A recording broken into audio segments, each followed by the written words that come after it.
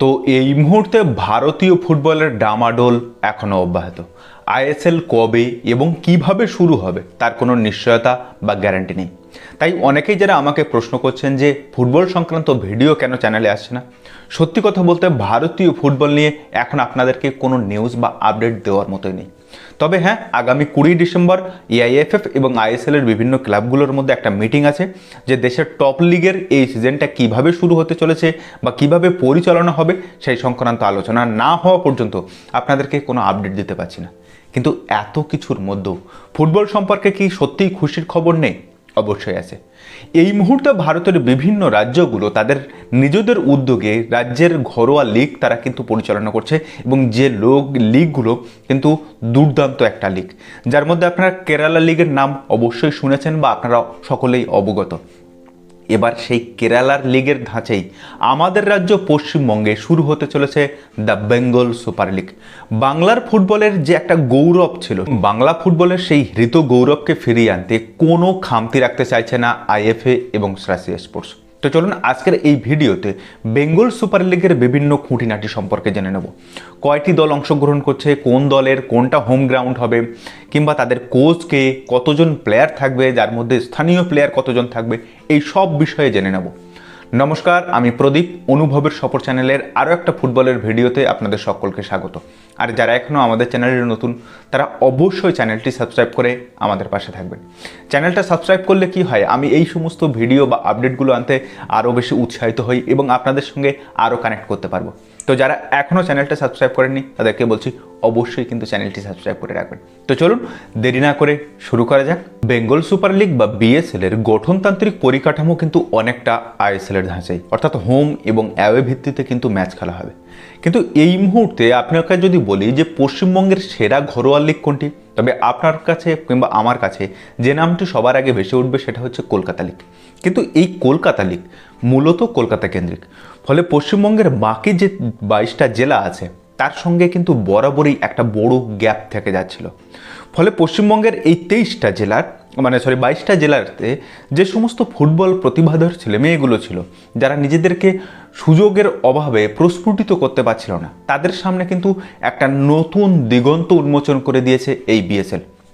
এবং এই মুহূর্তে টোটাল যে আমাদের জেলাগুলো থেকে মোট 8টা দল অংশগ্রহণ করছে এই উদ্বোধনী বিএসএলে, এবং সেখানে আপনার প্রত্যেকটা দলে 25 জন করে প্লেয়ারের একটা স্কোয়াড থাকবে, যার মধ্যে 7 জন স্থানীয় প্লেয়ার নিতে হবে, যার মধ্যে অনূর্ধ্ব 19 বা আন্ডার 19-এর প্লেয়ার রাখতে হবে। সেই সঙ্গে 2 জন বিদেশি নিতে পারবে প্রত্যেকটা দল এবং 2 জন ন্যাশনাল লেভেলের প্লেয়ার। এবার সেই ন্যাশনাল লেভেলের প্লেয়ার রাজ্যেরও হতে পারে, অর্থাৎ পশ্চিমবঙ্গেরও হতে পারে, কিংবা ভারতের বাকি রাজ্যের যে কোনো প্লেয়ার হতে পারে। আর এই পশ্চিমবঙ্গের উদ্বোধনী ঘরোয়া একটা ফুটবল লিগের ব্র্যান্ড অ্যাম্বাসেডর কে জানেন?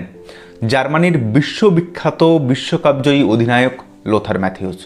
ফলে এই মুহূর্তে 1000 ওয়াটের আলোর রোশনাই এই লিগে জুড়ে আছে। এখন চাই ফুটবল সমর্থকদের বিশুদ্ধ আবেগ এবং ফুটবল কর্মকর্তাদের সততা দিয়ে এই সমস্ত জেলা থেকে ফুটবলার তুলে আনা, বাংলাকে আবার ভারত সেরা করার সেই ইচ্ছে বা তাগিদটা কিন্তু দেখাতে হবে। তাই আমরা যারা ফুটবলকে ভালোবাসি, ফুটবল দেখতে ভালোবাসি, ফুটবল খেলতে পছন্দ করি, তাদেরকে কিন্তু অবশ্যই নিজ নিজ রাজ্যের নিজ নিজ জেলার প্রত্যেকটা যে ক্লাব আছে সেই ক্লাবকে কিন্তু সাপোর্ট করতে মাঠে অবশ্যই যেতে হবে।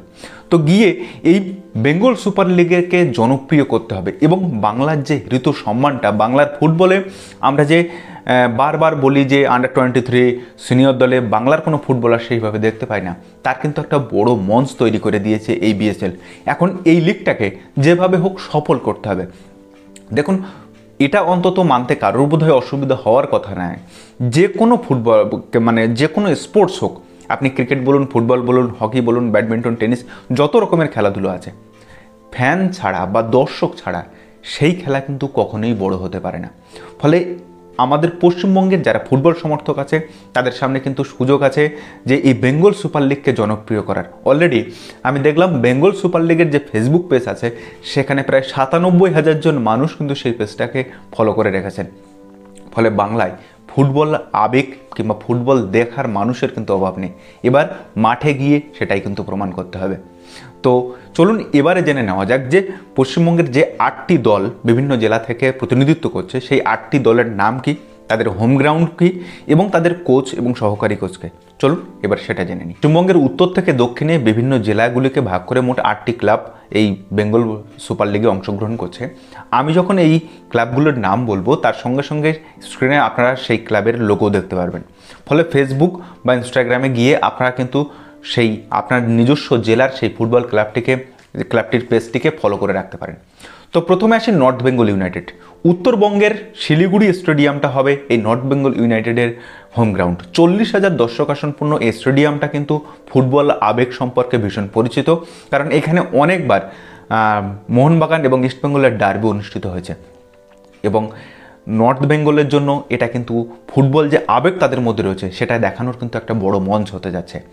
এবং এই নর্থ বেঙ্গল ইউনাইটেডের কোচ হচ্ছেন কলকাতার 3 প্রধানে কোচিং করিয়ে যাওয়া বিশ্বজিৎ ভট্টাচার্য এবং সহকারী কোচ হচ্ছেন শিলিগুড়ির স্থানীয় প্রশিক্ষক জয়ব্রত ঘোষ। 2 নম্বর যে ক্লাবটি আছে সেটা হচ্ছে JHR রয়্যাল সিটি।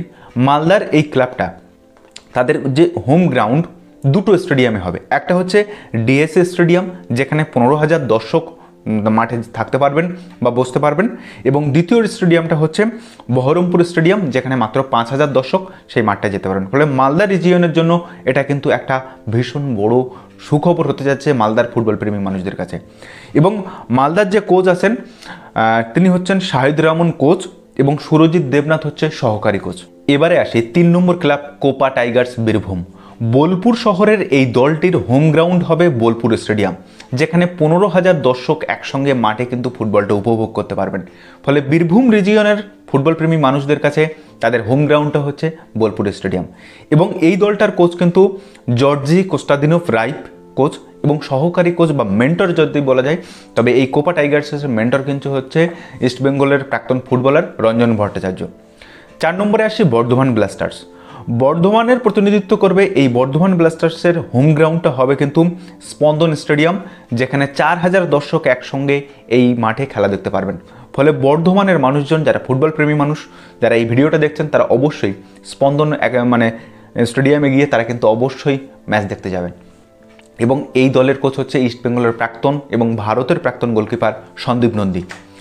এরপরে আছে 5 নম্বর AFC মেদিনীপুর। মেদিনীপুরের যে রিজিয়নটা আছে সেখান থেকে এই ক্লাবটির হোম গ্রাউন্ড হবে শ্রী অরবিন্দ স্টেডিয়াম যেখানে 10,000 দর্শক একসঙ্গে কিন্তু মাঠে খেলা দেখতে পারবেন।